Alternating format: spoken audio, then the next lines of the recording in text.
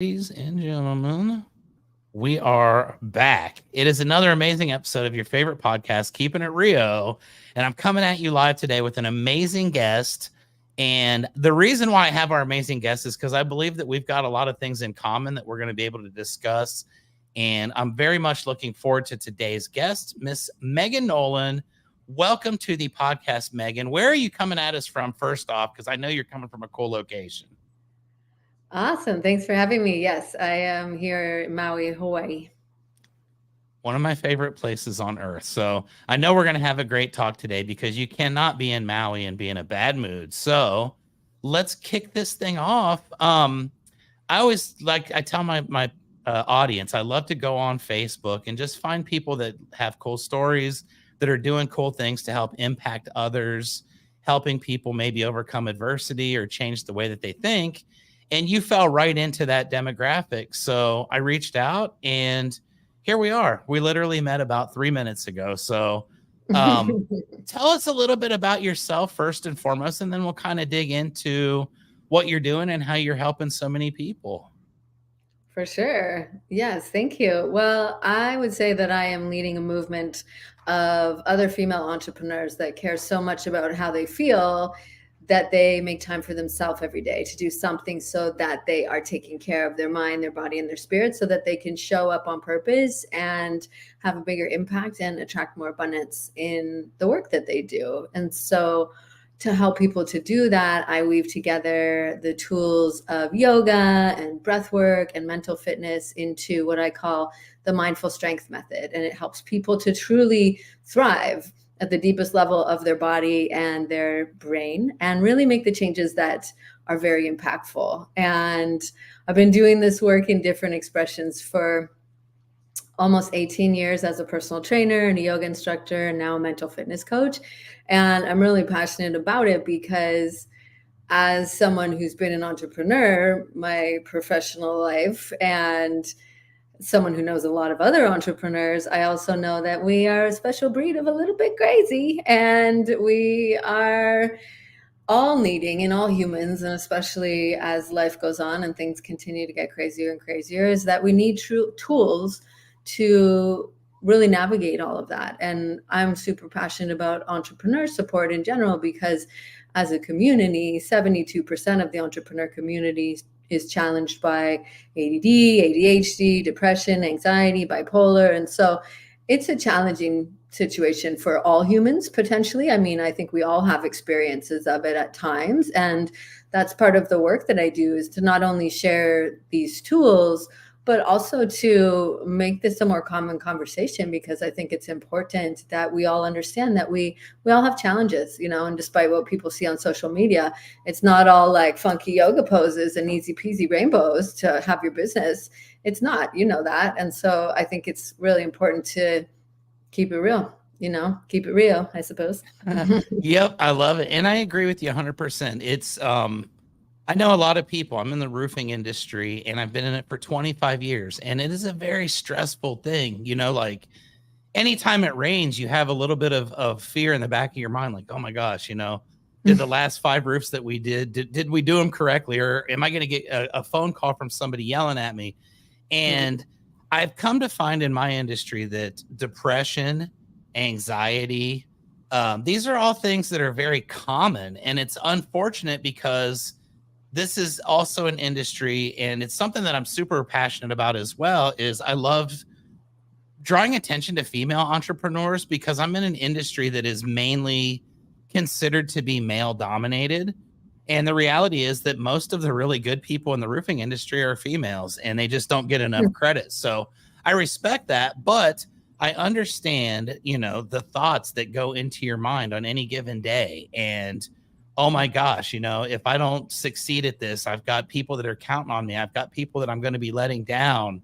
Am I letting people down? And all these thoughts get into your mind. So tell me some of the things that you do to help get rid of some of that, or just to help make it seem, I guess, better is the word. Because you get those thoughts in your mind. And I think, 72%, that's an alarming stat, but honestly, I feel like it's probably maybe even a little bit lower than what I would have expected, because like you said, you've got to be a little bit crazy, and you've got to be willing to accept some of the stuff that goes along with it, because you don't have any choice. So tell me a little bit about that. Like, how did you get into, this space of, understanding mental health, I guess, issues, and addressing them and going about helping other people? Was it something that you were affected with personally that brought you into that? Or, what was the inspiration for you? Absolutely. Yeah, it's definitely been something that's been a challenge for me. And before I reply to that, I do agree with you. I think it's an older statistic from the University of Berkeley in California, the 72%. It was pre-pandemic. So I think it's probably higher. So yeah, maybe we should ask them about updating their stats. But it was current. It was like, I think 2019 that they did that research study. So to answer your question, yes, it's been a challenge, a set of challenges my whole life. And for me, it's really been, for a long time, it was like part of my identity. And I learned that recently that, that was something that was really what was holding me in these patterns of frustration and feeling stuck, is because I would just declare that to myself all the time. Like, oh, I'm anxious, I'm depressed, I'm anxious, I'm depressed. And I would just declare that. And when we speak these things over and over and over, your subconscious mind is always listening. And before we go too far into this conversation, everything that I'm going to share may sound like it's some sort of spiritual nonsense way out there. No, nonsense. It's actually not. It's completely scientifically based in brain science. So take it with a grain of salt if you're kind of somebody who likes to have research and likes to be more logical, because this is all logical. But your brain is always listening to you. I mean, hello, that's kind of like when you hear it out loud, you're like, oh, of course it is. I mean, what else is it doing in there besides keeping me alive and doing a million other things?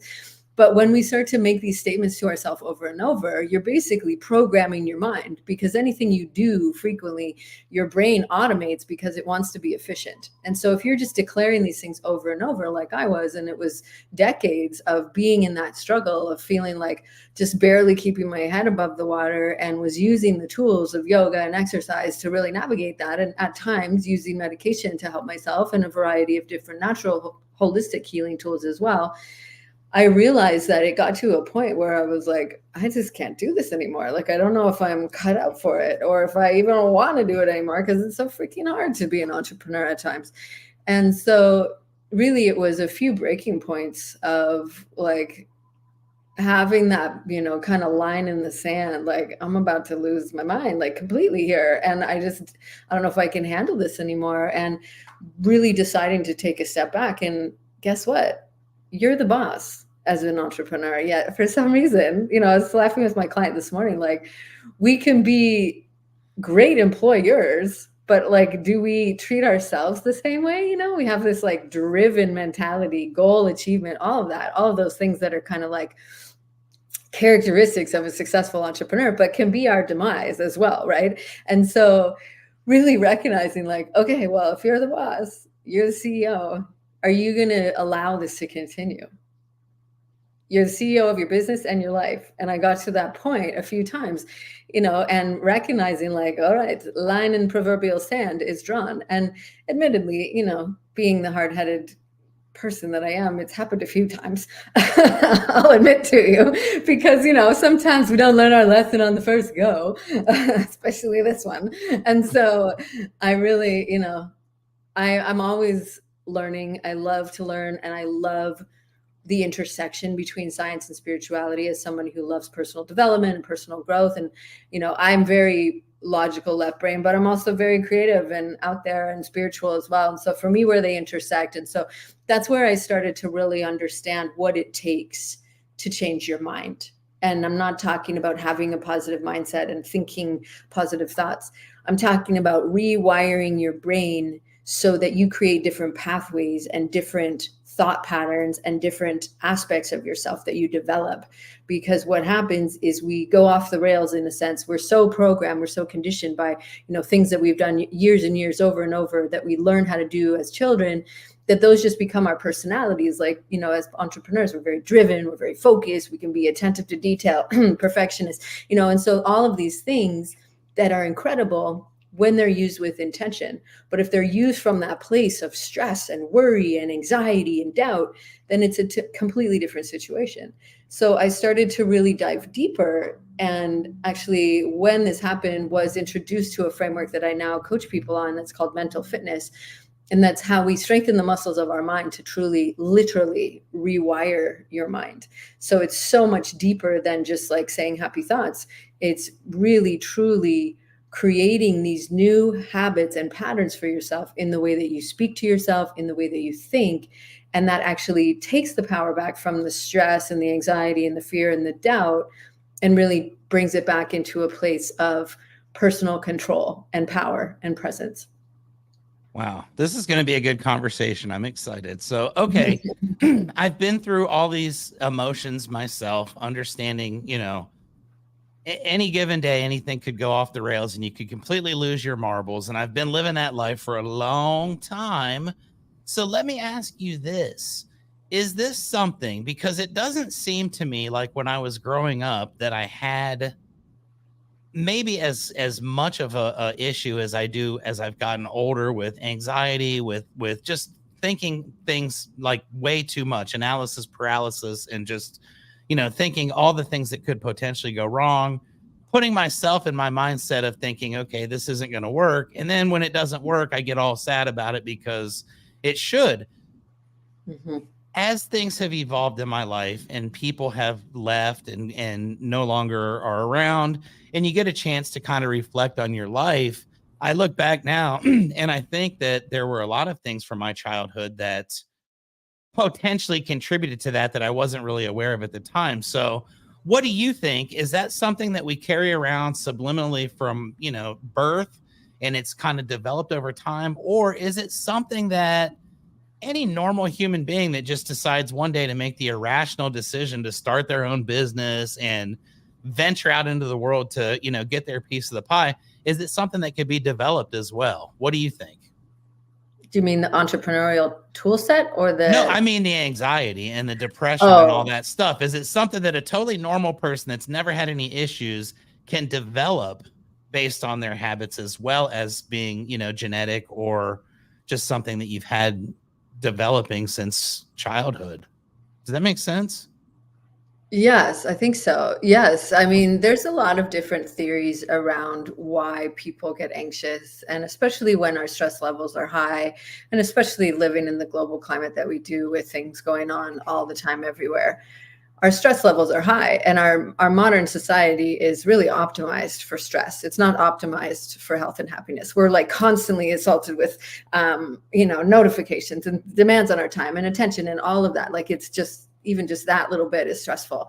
And so yes, there's a lot of different theories on, whether we're modeled this sort of behavior as children. Like, some people were grown up in very stressful environments or had parents that were very hypervigilant and anxious. I certainly was. And so, some people believe it's a genetic thing. Some people think it's personality. I mean, it really is individual in a sense, but everybody agrees that it all comes back to or is affected by our nervous system. And our nervous system is very impactful, and it's constantly vigilantly aware of everything that's going on. It's called neuroception. Your nervous system is like aware of things that you don't even know about, because it's literally just checking in and scanning, because its main focus is survival. And so when we live in a world that's optimized for stress, and if we are in a very stressful environment, like, making your bills and paying your team and leading your team and marketing and da da da da da, we all know the list of entrepreneurship demands. It's really very important for us to be intentional about not just taking care of our body and exercising and eating well and sleeping well and the things that you hear about all the time and you're going to start in January, but it really is about also going deeper than that and doing things to regulate your nervous system. And that is truly so impactful, because when you're in a calm state, and I call it the green zone. So it's the green zone is when you're handling challenges, you're doing things, you're taking action, you're feeling good. Something happens, you might get a little flustered, but you come back. The red zone is when you're stressed out and you're about to lose it and you're going to have a meltdown and you scream at somebody, and that's fight or flight or stress. And then the black zone is when we get to the other side of, after a big promotion, or you had something that, maybe a roof didn't go as well, and then, who knows, it leaks or something bad happens, or not, you just have a perception of it, and we go into a state of being defeated and depleted, and we're just totally frozen and we can't take action, and we're really doubting ourselves and like, what the hell am I even doing? I'm not cut out for this. All of that stuff is that we want to be able to come back into that green zone. And that's the state of being resilient, being able to handle challenges and then come back to center, because life is inevitably going to throw us off center. And that's where yoga comes in, because, you stand on one foot and you wiggle all around and you realize, whoa, this is harder than I thought. And it's really about you coming back to your center and your ability to stay somewhat stable, standing on one foot on a hurtling rock, that's a challenge in and of itself. But to be able to navigate that challenge, whether it's the yoga pose or, the emails. And so that's really what it comes down to. But it's something that, it's becoming more a part of the conversation, that people are starting to understand how important it is. But usually we don't understand until we get to burnout. And that's what happened to me. That's what happens to a lot of entrepreneurs. 50%, again, with the statistics, is 50% of entrepreneurs either have or are having one currently. And so that's a lot. And so, yeah, that's a good starting point. Yep, that's a perfect starting point. So I've experienced this just as well. And many times in my career, I have just pushed myself to the limit where, it's like, oh my gosh, if I don't have a stroke today, it's going to be a good day, because I'm just completely stressed. I'm working, ridiculous hours. I'm doing 5 people's jobs because I don't believe that other people are capable, or whatever the reason is in my mind. And I mean, I've gotten to the point where, like, I literally have just like, okay, I'm done. And I've walked away from things that I've built just like in a blink of an eye, because it just drove me to that point. Mm-hmm. Obviously, you can't do that a lot of times in life and rebound from it. So I feel like I've used my mulligan a couple of times on that. But what happens? You said, this has happened to yourself as well. When you get to that point, you're at the stage where it's like, you know what? I don't even care anymore. Like, whatever Mm-hmm. happens. I'm just over it. Like, just take it away. And you realize at some point, though, you can't just do that, because we're grown-ups and we have responsibilities to ourselves and others. How do you pull yourself back from that situation and get yourself back into the green zone to where, okay, this is not perfect, but I'm going to be okay. I'm resilient. I'm going to bounce back from it. How do you pull yourself out of that red zone? Because I know a lot of people that have never been able to, and, there's been some very dire results, unfortunately, for some people because of that. But what is your experience like as far as getting yourself in so deep that you didn't know if you'd ever be able to get out, and then get yourself out of that funk and back to where you're enjoying life again and being productive and healthy? Yeah, and unfortunately, I have a rather recent example to that, because, as you mentioned earlier, I live on Maui, and so in August we had horrible fires, and so it really just like put everything into a big perspective of like, what am I even doing? Does this even matter? And like really getting to a point of complete emotional exhaustion and recognizing like, I don't know what is next for my business and what is next for me, and just having those moments, and especially when it comes with such an intense, tragic event like that. And thankfully, I was indirectly affected, and, living here, of course, our whole community was, and many people, unfortunately, a lot more directly affected. And so it really, I think the universe, God, nature, whatever word you like there, is that sometimes we're given these moments of a forced rest, and we either take those moments for ourselves along the way, and we have these perspective and, checking in with ourselves, or we get to a point of burnout or something tragic or drastic happens in our life and everything just stops. And we're like, what do I do next? And it's one of those sort of moments, like you said, of everything just kind of collapsing in front of your eyes. And you're like, what am I supposed to do? And it really is a perspective of what got me started in the first place. What am I even really trying to accomplish here? And because we get so in the day-to-day grind that we forget about like the whole reasoning why we started. And that's why so many success coaches will always talk about your big why and the intention behind it, because it's so easy for us to just like robot through our day. And then we get to a point and, and we're 50 years in and we're like, what have I even accomplished besides X amount of money and this and that and the other thing? And so I think it's really, and hopefully we take these little moments ahead of that, maybe quarterly or yearly. A lot of people do it at New Year's, but really coming back to that question of what's really important to me and what sort of difference am I trying to make in the world? And is this serving that still? Because I think it's important that we take that perspective of when we get to the last day, hopefully many years from now, and we look back on our life and we're like, are we going to be thrilled that we spent it just flying through life and we didn't even enjoy most of it? Or a lot of people get to the last day and they're filled with regret. And so I think when there's these moments of a pause, whether it's a forced rest pause or one that we take on our own, and you hear this podcast and you're like, okay, shit, let me get a pen. I got to make some notes. Hopefully you take a second and ask yourself these questions, because that's really what we're here for. Like, what are we here for? And then we can get out there with the questions, but like, what really is making you happy in your life? And how can we kind of come back to that in whatever shape or form? Because, and I know that might be something that people think is silly and dismissive, but that's really what we're after. We're really after that feeling of joy. And absolutely. I couldn't agree with you more. And that's what life is really about. And it takes some people, myself included, a long time to understand that. And you spend a lot of years focusing on the wrong things, and you focus on, such and such is going to not like me if I don't do this, or if I don't do that, it's, they're not going to think I'm cool. And then you get to the end of the road and it's like, damn, I wish I wouldn't have cared so much about what other people thought. And I think once you get to that stage in your life, it's like extremely liberating, because now it's like, well, whatever. Okay. I am who I am. And I think for me, it was dealing with, my parents and their mortality.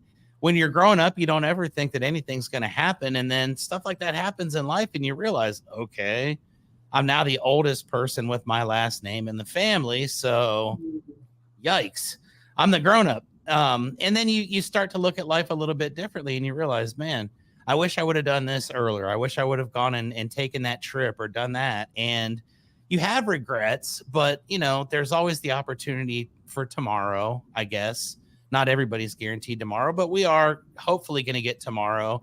And it's about going and, like you said, changing those things and experiencing them in a different way and a different perspective to change your life and make things better. And I can't explain how roofing is, because if you're not in it, it doesn't make sense.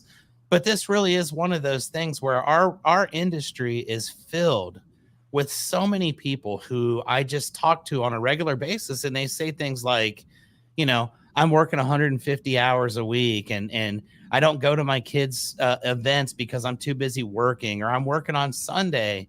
And I can't help but think, at some point down the road, you all are going to hate that decision, but you can't tell people in the moment. So let me ask you, when you got to that point in your life where you said, this is it, I don't want to be like this, I want to change, what were the steps that you took? You talk about completely rewiring the way that you think.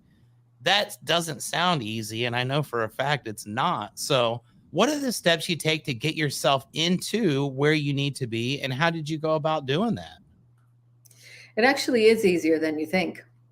Thankfully, because our brains are really willing to learn and to change. It's just a matter of the information that we're giving them.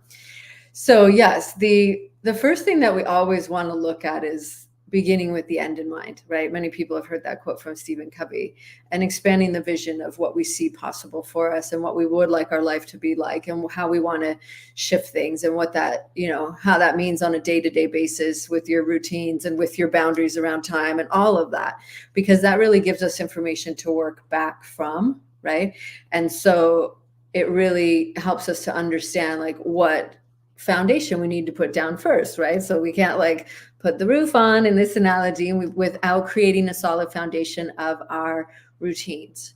And so it really is, it comes back to how we are able to interject some very intentional pauses throughout the day, because otherwise we just go at like Mach speed till we collapse at night, right? And collapse into bed, I should say, fall asleep. And so it really is beginning with the end in mind and then making a decision to become very intentional with where your focus is. Because as we said earlier, what happens is that when we're children, we're modeled certain behaviors, right, by our caregivers, maybe mom and dad, aunt, uncle, whoever looked after you. You modeled how you handle stress from them. And that's because when we're children, our brain is still forming. And so we just observe everything around us and we think it's all about us. So we mirror that so we can stay safe in our family of origin. And so what happens is those patterns are practiced so much that they get hardwired into your brain. And that's how you handle stress now as an adult. And that's to no fault of them or you, because it was modeled as a child. And it becomes a subconscious habit of handling stress. And so we want to start to become aware of when we are in stress, we tend to default, and many entrepreneurs default to being a high achiever, to being a perfectionist, to having control issues, to really either having that hypervigilance or anxiousness, or a opposite side to that of the victim side of it, where it's like, it's never going to work. I don't even know what I'm doing, but then, I got to go do this. And then, so there's these pretty characteristic characters, if you will, that tend to show up in how we handle stress. And so what we want to start to do is become aware of those, because when you can become aware of how you handle stress and the different ways that you tend to sabotage your success and your progress because of how you're handling stress, then we can begin to shift it. And so that's when we start to first cultivate awareness of it. And we just start to kind of recognize, okay, that's the way I get tripped up. I tend to get anxious. I tend to overwork myself. I can't delegate anything out because I can do it best and I'll do it faster. And we really are pushing ourselves. So what we want to learn how to do is take these little breaks throughout the day, ideally before we get up to the 10 in the red zone, while we're still in the green zone, and just become very present. And this is where I might lose some people and they're like, "What, do you want me to meditate in the middle of the day?" Not necessarily. All that I want you to do is come out of your head and into your body. You can just focus on standing in a strong, like Superman posture, being grounded, breathing. All of these things are quieting the stress center in your brain and shifting you into a place of leadership energy, powerful presence, because that's a guarantee. That's how you want to be leading your business, is from that energy, not the like, whoa, the boss is going to lose it again. Oh, blowing his top over there. Like leadership energy. That's how you want to show up. Right. And so when you take these little moments throughout the day to quiet your mind, in a sense, focus on something, right? Focus on your coffee. And you can do this. You can layer it into things you're already doing. Like if you're going to take a sip of water, just be really intentional about holding it, breathing while you do it, tasting the drink, whatever it is, because that way you're training your mind to focus. Otherwise, your mind is just in those cycles over and over and over, and it's running the show, whether you like it or not. It's got the mic and it's smacking, like talking all sorts of nonsense in the background. And that's why we end up feeling stressed and we're feeling sad and feeling worried and all of that. So when we start to recognize, okay, this is how I want to feel.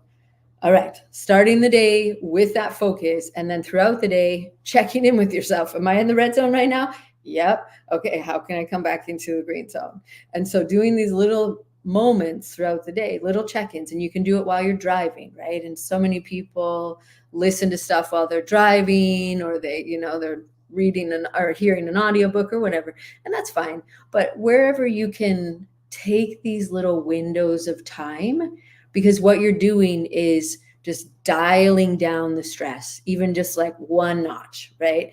It's like a boiling pot of water. We put the lid on, and so, things are getting all fired up and warmed up in there. But if we don't take the lid off or slide it off to the side to let the steam out, we all know what's going to happen, right? And when it comes to stress, it's not good. It's not good. Stress is associated with every major chronic disease. We are all aware of the impact of stress as we see this in our world around us. And so just making that decision to care about how you feel enough to do a little something for yourself every day, and ideally frequently throughout the day. I like that. That's a terrific concept. And I wish that I had been able to do that many times in my life.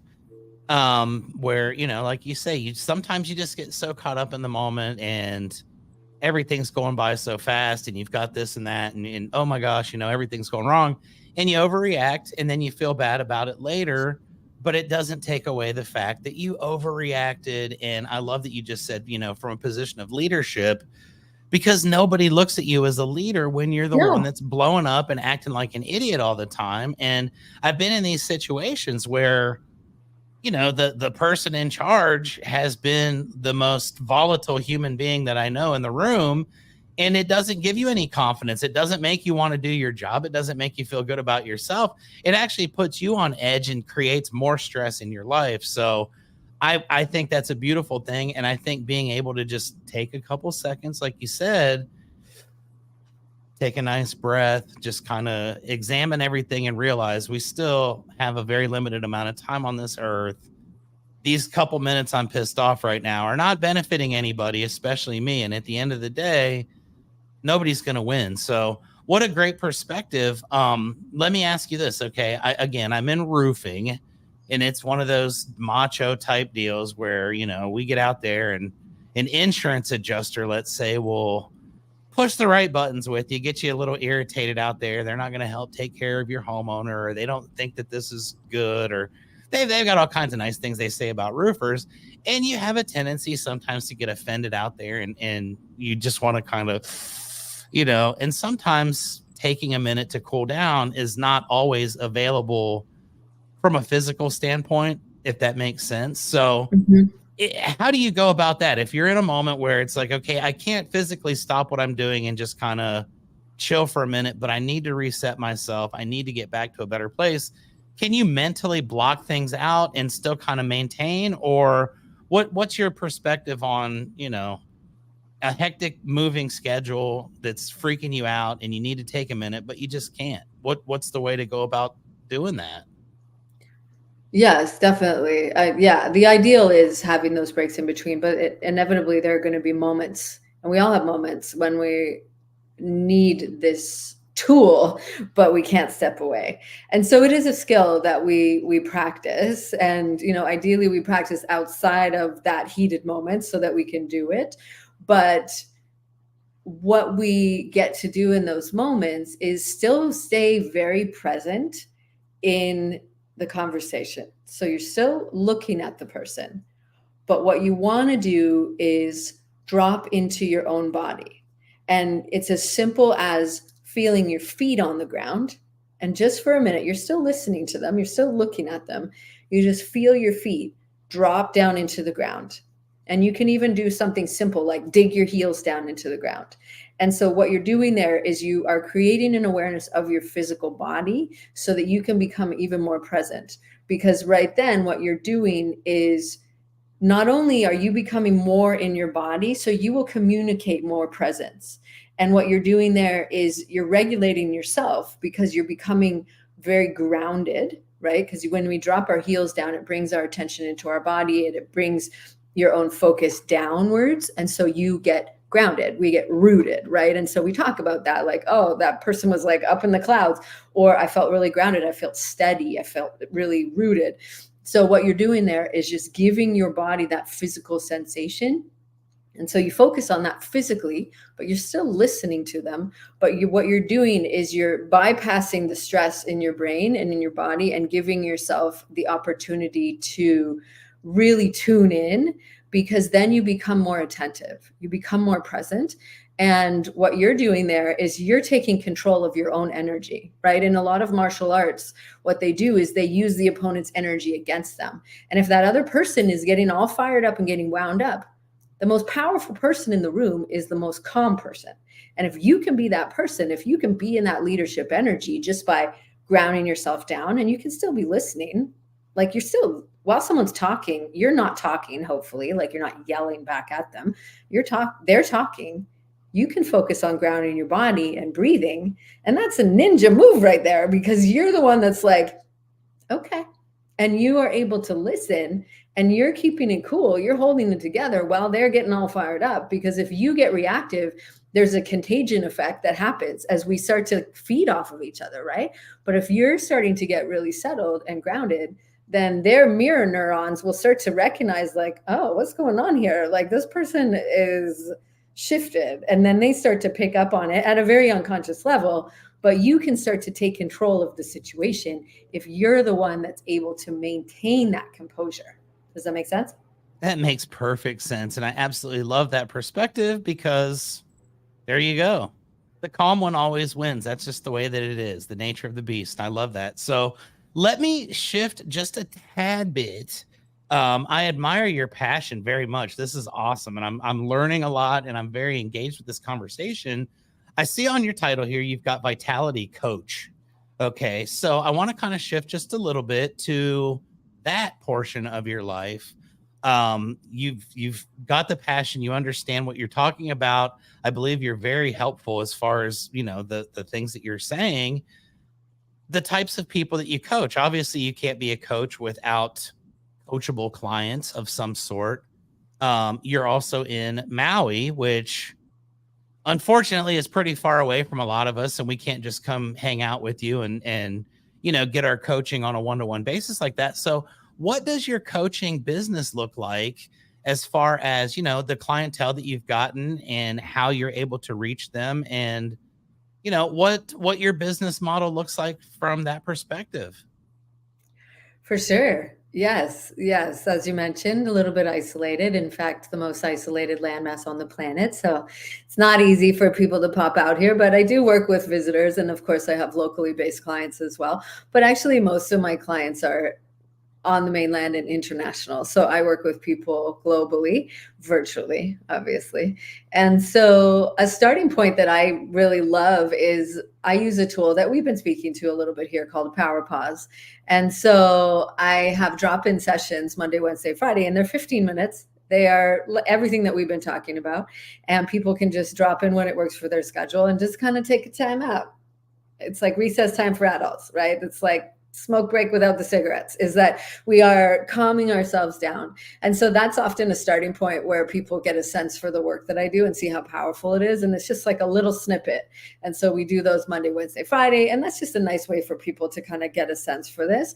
But I work with people one-on-one inside the mindful strength method, which is my tool set that I use.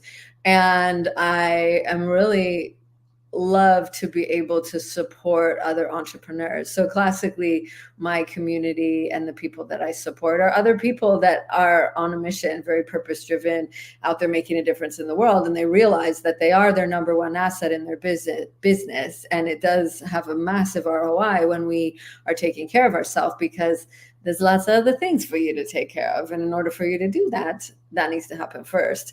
And so, yes, group sessions, but mostly one-on-one. I really like to support people because it's a unique experience, and we each have our own needs and our own stuff that we bring to the table, whether that's, injuries, issues that we weave in handling in our workouts or yoga practice. But when it comes to how we handle stress and what we have going on in our own unique businesses, it's a very customizable experience because it's a really diverse tool set that I bring to the table.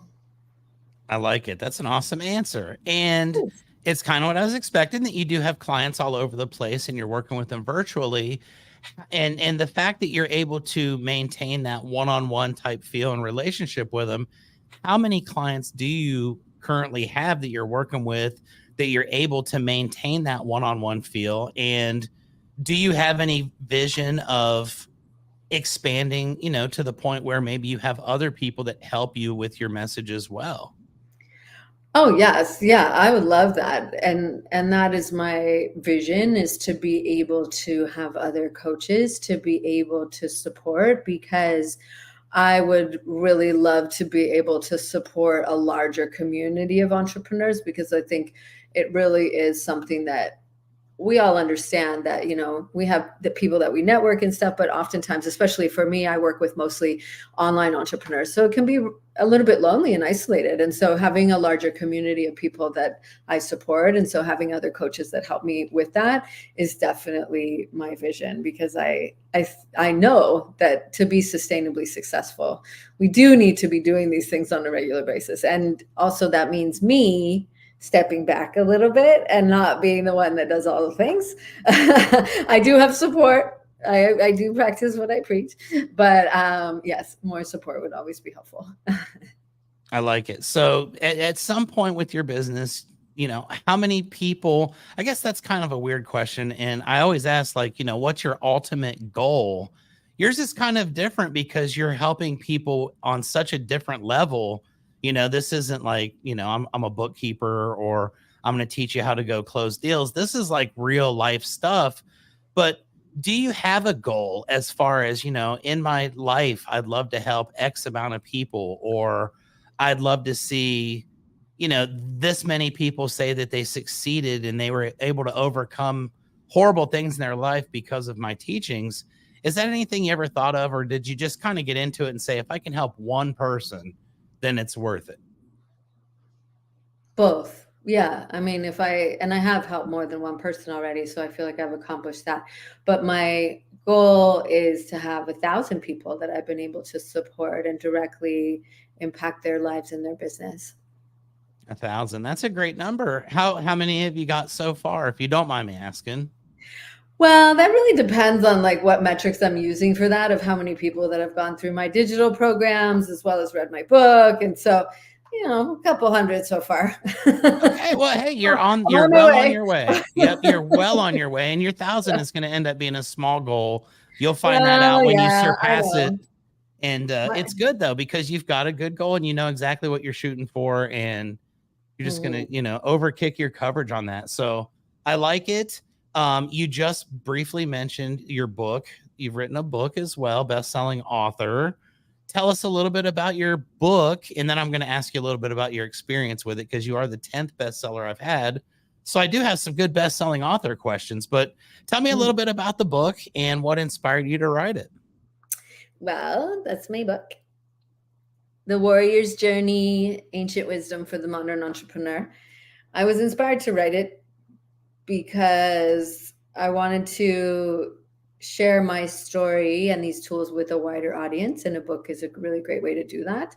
And to really help people to understand that the practice of yoga is not just about flexibility, that instead it's actually a tool set of transformation. And it really is a tool set that helps us to create the inner shifts to see the outer results that we're looking for.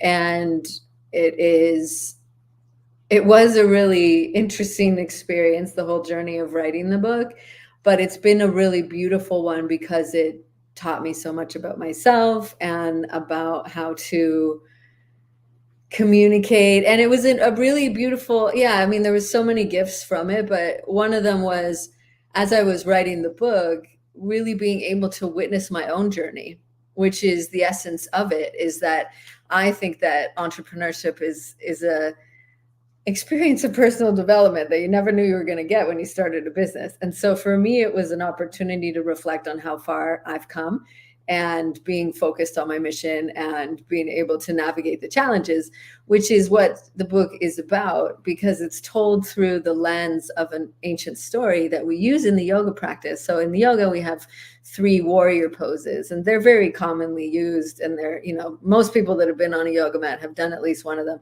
But a lot of people don't know that there's an ancient story behind it. And the story is a metaphor for finding our own personal power and being so determined and courageous that we go charging after the most powerful of all opponents, our mind. And so it's a metaphor for that. The poses are how we express that, and we cultivate the tools and the skills.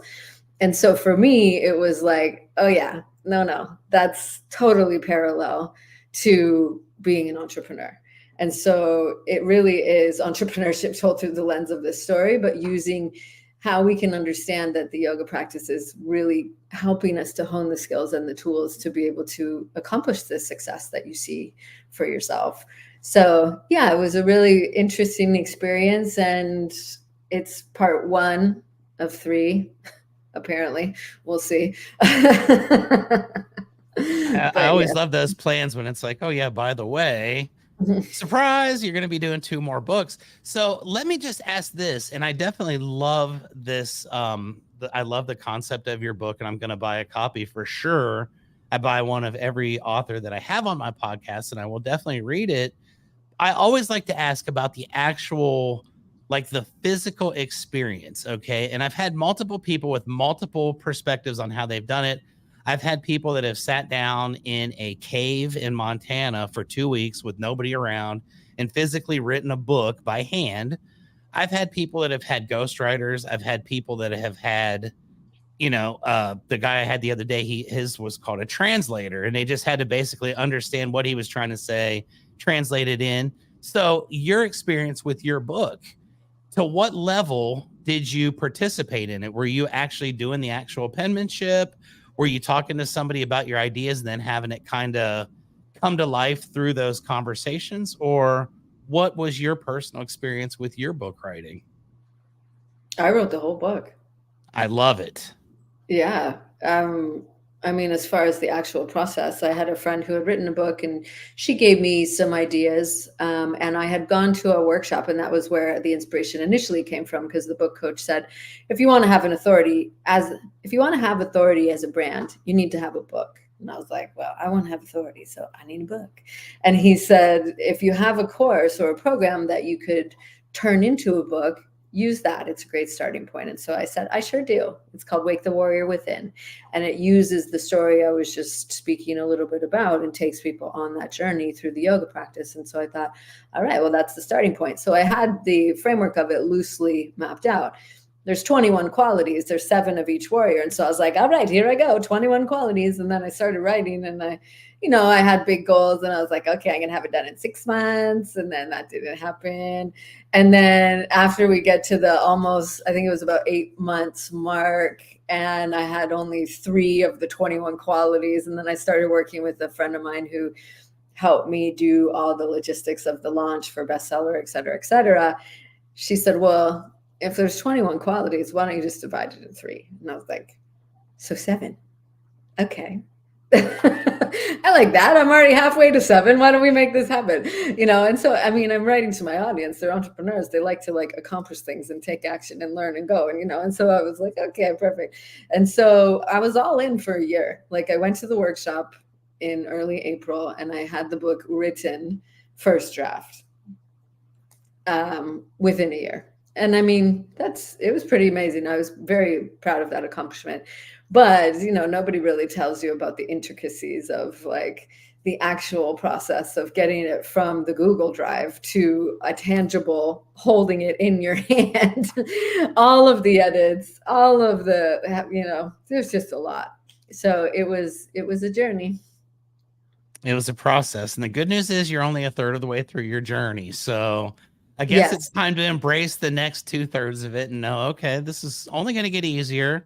That first step is always the toughest one. So I definitely appreciate anybody that takes the time and has the courage to write a book. Maybe one day I'll get to that. I'm trying to learn how to read one first, but maybe one day I'll venture into that, because I've got a pretty cool story as well. I'm getting ready to start winding down. We always try to keep our episodes around an hour. I've got 2 more questions I'd like to ask you. And these are my favorite ones because each one is unique and different and individual. And with you, I think you're going to have something pretty cool for me with an answer here. So I always like to ask people who are in to helping others, mindset coaches, business coaches, authors, entrepreneurs, podcast hosts, whoever I'm speaking with. And I always like to talk about how we impact people that we may not even realize we're impacting in life. And that there are these special moments that happen where you could be standing in a grocery store and someone just comes up to you and they're like, I read your book and it changed my entire outlook on life. Or I was at the gym the other day and someone reached out and said that they were standing beside me at the gym. I didn't even know who it was, but it was like, well, I watch your podcast. So that was kind of a Mhm. touching thing. So I always like to ask, of all the people that you've helped and all the people that you've taken from the red zone, gotten back into the green, helped with their physical well-being, just gotten into better places in their lives, what's the one that stands out the most for you? The person who overcame the most, the person who maybe when you started working with them, you thought, maybe not going to be ideal, but then ended up exceeding your expectations. What's that one? And maybe you've got a whole bunch of them, but everybody's got one that was the most memorable one where you just look at it and say, you know what, this is all worth it. All the frustration, all the anger, the pain, everything that I deal with on a regular basis was all worth it because of this one moment that I had. What was your moment like? What did it look like? Hmm. That's a tough question, Yeah, right? I've had a lot, and like I guess two. I know you said one, but one regarding the book because we were just talking about it. But when I wrote the book, I had so many people say to me, "You've inspired me to start," and that felt really good. But the one that I was really thinking about was so another thing that I do are workplace wellness sessions. So go into different businesses, whether in person or virtual, and lead teams through yoga at work sessions. So many breathing and stretch breaks, etc. Um, and this was a few years ago, and I was working with Maui Electric, so obviously our electric company, and I have taught yoga inside all the power plants. And so going in there, quite different experience than going to another style of class where people go there on their own. The people that were at this session were made to be there, mandated by their wellness officer. And so going in there, and a bunch of gentlemen all wearing their work boots and their coveralls, and there's me, a little tattooed crazy at the front, and leading the 20-minute session. And it was interesting because the whole time through the session, there was a gentleman near the front, and he was looking at me. And, my mind story was, oh, he's hating this. Oh, he's just hating every second of it because the expression on his face was so stern. And so I thought, oh, and I got through the whole thing, and everyone, did like whatever, clap, clap. And he comes up, he was the first one to come, like trotted right up to me, and his face completely changed. He was so vibrant. His eyes were lit up. He was smiling, and he said, "You know what? No one's ever taught me how to breathe before." And I was like, I could cry, but I didn't want to because I'm in the electric company. I gotta be serious. They're all like wearing coveralls, and I just said, "Really?" And he said, "You taught me how to breathe, and you taught me how to stretch." And I was like, "I did." And he said, "I am so grateful." And so I realized that, to our point, and it's kind of full circle, is my brain made a completely different story about what was happening in that moment. And we can't trust our brain because it has a totally different initiative and plan. And so that was one moment where it's always stood out to me of like, you never know how you could potentially change somebody's life. And it's just being able to do that. And so I love that question. So thank you for that memory. Now, thank you for the answer because that was awesome. And that kind of brings me to my final question. I always like to ask because I'm like you. I like to support people. I think what you're doing is absolutely incredible. I know in my industry alone, there are a lot of people that are affected by things that they don't talk about. And Mhm. just taking the time to be on my podcast, I'm a guy that's a roofer in Texas that you've never met before. I appreciate you because, that's not something that everybody would take the time to do. I'm very blessed because I get to talk to a lot of cool people. But I want to help you help some people as well. So a lot of my audience is from my industry, but I also have a lot of people outside of it. I've literally had guests from all over the world. Um, if anybody is watching this today and our conversation has sparked something in their mind where they say, you know what, I need some help. I'm at the point where I'm getting ready to freaking just lose my marbles, getting ready to jump out of a window, whatever. And what Megan was saying made a lot of sense, and I really like her, and she's got great attitude, great personality. I'd like to see about potentially working with her or following her and just kind of keeping up with her journey. What are the best ways for people, number one, to do business with you, and number two, just to kind of follow and see what you're doing? Yeah, there's a couple different ways. So I have a free audio training that goes into a lot of what we were talking about. And so you can go to giftfrommegan.com, and it's a 3-part mini audio training that teaches you how to go from anxious to amazing in just 15 minutes a day. So it's a lot of what we talked about. So that's a great way to learn more about these tools to get mentally and physically strong. And then that way we'd be connected by email. I think you said this is coming out soon. So in November, I'm doing a fun November experience, because what better time than now to feel better and feel happy. And so I'm doing a special on my power pauses. So we can share that link too, because that would be a great way to support yourself, especially as we get into the craziness of the holiday season and all of that. So those are some options. And yeah, would love to be able to answer any questions that you had. So feel free to connect by either of those channels. Definitely. And last but not least, if anybody wants to buy a copy of the book, what is the best way to go about doing that? Because I think everybody wants to buy a copy of your book. thewarriorsjourneybook.com. There you go. Ladies and gentlemen, this has been an awesome hour. To think that you and I didn't know each other 60 minutes ago, and we just had a really great conversation. Like I said, I appreciate you taking time. I know you're in Hawaii and it's not quite as late there as it is here, but it's Friday afternoon and you took time to randomly chat with a guy on a podcast.